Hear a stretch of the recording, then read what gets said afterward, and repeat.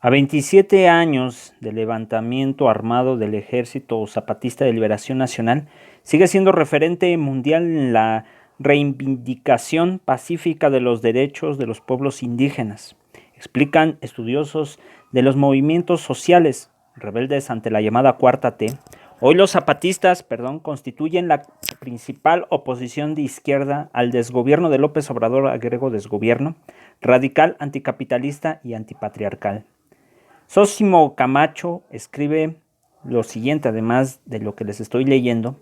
El Ejército Zapatista de Liberación Nacional está frente a su principal reto desde aquellos enfrentamientos armados con el ejército mexicano en enero del 94.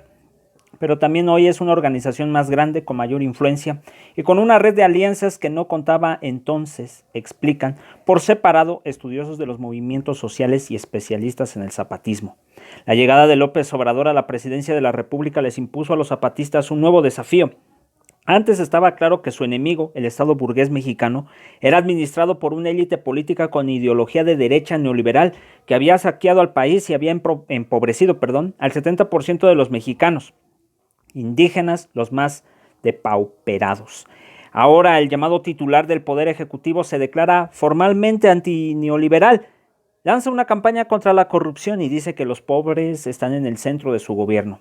Además, desplaza a algunos grupos de interés enquisitados en el poder político, se enfrenta a los medios de comunicación oligárquicos y obliga a pagar impuestos a grandes empresarios que impunemente evadían al fisco. Ahora el sujeto sociopolítico es más difuso y es más difícil luchar contra un adversario que no se presenta como tal, pero que es tan neoliberal como los otros, considera Gilberto López y Rivas, doctor en antropología por la Universidad de Utah en los Estados Unidos, investigador del INAH y miembro del Sistema Nacional de Investigadores. Lo cierto es que para los zapatistas se trata de cambios cosméticos que no arrancan de raíz el problema de la desigualdad, el saqueo y el racismo. De hecho, la confrontación no puede ser más directa. Mientras que el zapatismo busca acabar con el capitalismo, la Cuarta T busca hacerlo viable y menos injusto, observan los académicos y activistas. Peor aún, los megaproyectos que despojan a las comunidades indígenas siguen adelante. Pero más allá de las diferencias irreconciliables del EZLN con el desgobierno de López Obrador, los analistas consultados señalan que a 27 años de la insurrección guerrillera, los zapatistas se anotan ya logros históricos que transformaron la vida política del país. Identifican 4 legados del levantamiento armado del 1 de enero del 94 vigentes hoy en día. 3 de ellos inciden directamente en el ámbito de la organización de las luchas de los pueblos indígenas y otro en el de la lucha anticapitalista y contra la explotación. El levantamiento zapatista dio un impulso sin precedentes a la organización de los pueblos indígenas, observa Carlos González García, abogado con especialidad en Derecho Agrario e integrante de la Comisión de Coordinación del Consejo Indígena de Gobierno y del Congreso Nacional Indígena. El abogado de origen náhuatl del sur de Jalisco explica que a raíz del levantamiento del 1 de enero del 94, los pueblos originarios y la sociedad en general adquirieron conciencia de la existencia de los pueblos indígenas y de su situación de dominación y subordinación que padecen. Otro legado es de incluir en la agenda política un tema que antes era impensable, el del reconocimiento de los derechos y la cultura de los pueblos indígenas. En este sentido señala que se generó un consenso social amplio para que reconocieran sus derechos plasmados en los acuerdos de San Andrés en febrero del 96. Si no prosperaron fue por la obcecación y la pertinaz decisión del Estado mexicano y de los llamados grupos económicos de no generar las reformas constitucionales que permitieran el reconocimiento de los derechos fundamentales de los pueblos indígenas y que implicaría una reforma importante del Estado mexicano, advierte Carlos García, concejal náhuatl ante el Consejo Indígena. Un tercer legado es que ante una sociedad profundamente racista, discriminatoria y excluyente, los pueblos indígenas han logrado un protagonismo en la vida nacional que no contaban antes del levantamiento armado. Finalmente, el cuarto legado es el impulso a las luchas anticapitalistas. González García explica que aunque el zapatismo reivindica en primer lugar los derechos de los pueblos y culturas indígenas, tiene claro que no será dentro del capitalismo como se reconocerán esos derechos.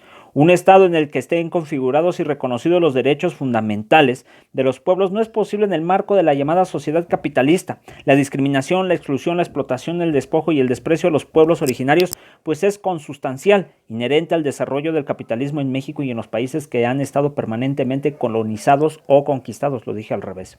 Señala que si algunas izquierdas quedaron confundidas y abandonaron la lucha comunista luego del fin de la Guerra Fría, la propuesta zapatista demuestra que es viable construir una sociedad anticapitalista. Y es en el caso de los zapatistas que no se trata solo de teoría o de hipótesis, su proyecto está vivo en las comunidades autónomas que han mejorado sus niveles de vida y gozan además de derechos que les negaron por siglos. Gilberto López y Rivas, profesor visitante en la Universidad de La Habana, Cuba, y de la Universidad de San Carlos en Guatemala, señala que este legado es posible por la simbiosis generada entre la lucha de liberación nacional con el mundo indígena. De ahí sale algo extraordinario e inédito, con una estructura que no consiguieron experiencias guerrilleras en otras latitudes. Ejemplifica con la Ley Revolucionaria de Mujeres y otras disposiciones que rigen donde los zapatistas son gobierno, y también con el someter a votación de las comunidades lanzarse a la guerra o no. Tal característica se mostró durante los diálogos de San Andrés Larrainzar o Zacachén, de los pobres, si es que lo dije bien, pues bueno, es que no hablo, no sé si sea Cetal o Sotzil, donde pidieron a sus asesores que las propuestas que presentarían ante el llamado gobierno, mejor dicho, desgobierno federal, se construyeran por consenso. López y Rivas, que ha participado en otros procesos de mediación como el de Nicaragua como asesor de los sandinistas, dijo que los diálogos del ZLN quedó demostrada su vocación verdaderamente democrática, coherente con su principio. Para todos todo, nada para nosotros. Destaca que luego de los 5 años de haberse levantado en armas, las tropas zapatistas se retiraron de los cargos en las comunidades liberadas y hasta la fecha son los civiles zapatistas, es decir, las llamadas asambleas comunitarias y no la estructura militar las que gobiernan la región. Esto es bien importante porque hay gente que confunde esta situación. A ver, no significa que estén dentro de la estructura militar o de esta estructura que han diseñado el ejército zapatista, sino que hacen las propias asambleas siendo civiles. Ahí viene la confusión de varios que luego han querido explicar sobre el movimiento zapatista, y me refiero a los capitalistas. Explica que la autonomía zapatista se ejerce de facto, es motivo de estudios de especialistas en movimientos sociales y ejemplo para otras luchas anticapitalistas. Señala que el zapatismo, con sus 3 niveles de gobierno, local, municipal y el de las juntas de buen gobierno, solo tiene parangón con los kurdos y su sistema de federalismo democrático. Ellos, los zapatistas, son poder, son gobierno, están muy amenazados pero son poder, y hay que reconocerlo, son poder de sus comunidades, de las asambleas comunitarias. Por ello considera representan una brújula para los movimientos de emancipación de la izquierda radical. Para los anticapitalistas, antiimperialistas, antipatriarcales y antirracistas. No son el único referente, pues también han rechazado ser vanguardistas y piden que no se les idealice. Esto es bien importante, por eso tengan mucho cuidado. Y yo se los he dicho a veces a algunas personas, no lo tomen como vanguardia. No los idealicen, no se adoctrinen ni se fanaticen, porque hay gente así y no quiero dar nombres. Así que sepan que lo que ellos hacen solamente es un ejemplo. Tú puedes ser zapatista o no, pero seguir el ejemplo de lo que se debe de hacer en una sociedad. Romper con estereotipos, romper con todo eso que hace daño, que es en este caso una sociedad capitalista que no debe de existir. Eso es a lo que ellos han dicho. Tú puedes hacerlo mientras no afectes a terceros, mientras no seas más que el otro, o la otra, o la otrora. ¿Sí me entienden? Entonces es el que luego se fanatizan o se hacen pasar, porque también yo he visto casos, pero bueno. A nivel mundial son un polo insoslayable de la izquierda radical, considera López y Rivas. Carlos González reconoce que el llamado gobierno de López Obrador es diferente, entre comillas, al de los sexenios anteriores, plantea cambios de rumbo en algunos aspectos de la vida nacional y se propone atacar la corrupción, pero asegura, mantiene la continuidad de la parte medular del capitalismo neoliberal. Para los zapatistas, el actual gobierno o desgobierno no es el de izquierda. De hecho, hay un reforzamiento incluso en muchos aspectos de las políticas neoliberales, tanto de las políticas macroeconómicas que distingue el neoliberalismo y que tienen que ver con el libre comercio, que ha impulsado con la actuación del Banco Mundial y sus políticas monetarias y de cambio. Tales políticas se traducen en procesos de despojo en los pueblos y en los territorios de las comunidades indígenas y campesinas que tienen que ver con la política extractiva. En ese sentido, no se trata de un gobierno que esté superando el ciclo neoliberal. Para Carlos Antonio Aguirre Rojas, doctor en Economía por la UNAM y postdoctorado en Historia, por la Escuela de Altos Estudios de Ciencias Sociales de París, Francia. Los zapatistas tienen claro que López Obrador es un proyecto de la burguesía nacional en contraposición con la burguesía transnacional. Por eso hay un enfrentamiento de poderes entre los de arriba. ¿Sí me están entendiendo? Aquí ya lo están explicando. Y tiene sus símiles en gobiernos de otros países de América Latina como el de Lula da Silva en Brasil, los Kirchner y ahora Alberto Fernández en Argentina, Evo Morales en Bolivia o incluso Hugo Chávez y Nicolás Maduro en Venezuela. Estos gobernantes lograron una pequeña distribución del gasto social, lograron incrementar un poco el apoyo a los sectores más pobres, así como la infraestructura, a los servicios de educación y salud, pero mantuvieron la explotación económica y siguieron entregando las riquezas a la burguesía ahora nacional. Para aquellos que siguen defendiendo a ciertos gobiernos, tengan mucho cuidado porque hay varios y varias que se dicen ser adherentes al zapatismo, pero siguen defendiendo a, por ejemplo, Hugo Chávez, a Evo Morales, siguen defendiendo a varios. Tengan mucho cuidado. O sea, una cosa es que sí, se les haga injusticia en algunos términos, pero no puedes adherirte o no puedes compartir lo que ellos hacen, porque se contradice en varias cosas.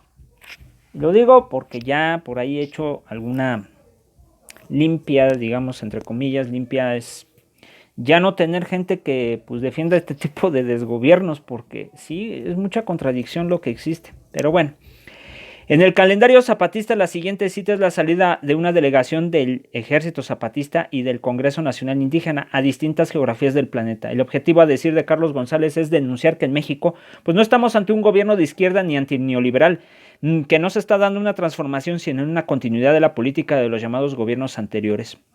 El otro objetivo es que la rebeldía y la resistencia zapatista se hermane con otras luchas de resistencia y rebeldía anticapitalistas, para articular una lucha mundial de solidaridad contra la explotación y el despojo. Aguirre Rojas observa que la próxima gira del Ejército Zapatista y del Congreso Nacional Indígena están en consonancia con la cuarta fase que se encuentra el zapatismo y que es de una articulación de una red de rebeldías, tanto en México como en el mundo. Señala que irán a buscar movimientos sociales rebeldes y anticapitalistas como ellos. No irá a reunirse con gobierno alguno. Escuchen, no se irá a reunir con ningún gobierno. Por muy de izquierda que se presente, van a ir a buscar, chéquense esto, al movimiento de los sin papeles en Francia, al movimiento mapuche en Chile, a los kurdos en Turquía o al movimiento palestino, es decir, movimientos que son radicalmente anticapitalistas y que por lo tanto no están por cambiar a un presidente y que no creen que cambiando el partido en el poder se resuelven las cosas. ¿Quedó claro? Bueno, la guerra contra insurgentes no ha acabado para el EZLN. A decir de Gilberto López y Rivas, la militarización y el desgaste sigue hasta la fecha sin tregua, sin cuartel.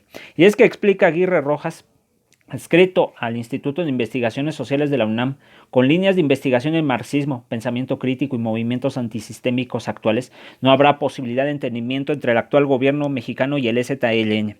Los zapatistas son un proyecto radical anticapitalista que quiere eliminar la explotación económica, desaparecer las clases sociales, eliminar las formas de discriminación, eliminar el sexismo y el machismo y trascender la cultura de la corrupción que existe en todos los llamados gobiernos. Perdieron los zapatistas base social durante los últimos años y quedaron desfundados, como aseguran los simpatizantes de la cuarta trastornación, para no decir como... es que es una trastornación, compas. Se le pregunta al también autor, entre otros libros, de movimientos antisistémicos y cuestión indígena en América Latina. Él contesta: en estos 27 años de lucha, la base social del neozapatismo se ha incrementado de manera exponencial. Si en el 94 el movimiento era de decenas de miles, hoy las bases sociales son varias centenas de miles y no solo en Chiapas. Según cifras oficiales en todo el estado, hay 1 millón de indígenas. La mayoría pues está con el ejército zapatista. Y los simpatizantes en el resto de la República son otros tantos, principalmente de los pueblos originarios organizados en su aliado fundamental, el Congreso Nacional Indígena. Y no necesita ser zapatista para estar en el Congreso Nacional Indígena. Para que quede claro, porque al rato dicen, pues es que nos discriminan, pero pues también depende quién seas. Ahora, no te está uno discriminando. El problema es que tú te metes nada más para llevar agua a tu propio cate, no para ayudar a la gente, no para ayudar a tu comunidad. Eso es muy diferente y no es discriminación, es ser un poco selectivo ante la situación. Nada más que hay gente que es demasiado selectiva y pues no comparte algunas cosas con los demás, pero no voy a mencionar nombres. Compas, pues ahí lo tienen. Sí, estoy un poquito Vamos, en algunos términos he dicho varias cosas, pero quiero que entiendan, porque lo que hace el Ejército Zapatista es para que tú cambies tu forma de ver las cosas. ¿Sí? Deja de ver solo blanco y negro, hay distintos colores. Hay distintos, pero solamente con el respeto, con la lucha, con la resistencia, el trabajar, el ayudar a los demás, pues obviamente te va a hacer dar cuenta de lo que está pasando en la realidad. Si no, pues no se puede hacer nada, no te puede uno obligar. Solamente, pues sabes que si no te gusta, pues muchas gracias y hasta luego. Si un día quieres integrar para ayudar, no solamente a los zapatistas, para ayudar a otras comunidades, eres bienvenido o bienvenida. Pero esa es la parte que jamás se entiende. No se pueden desprender del yo.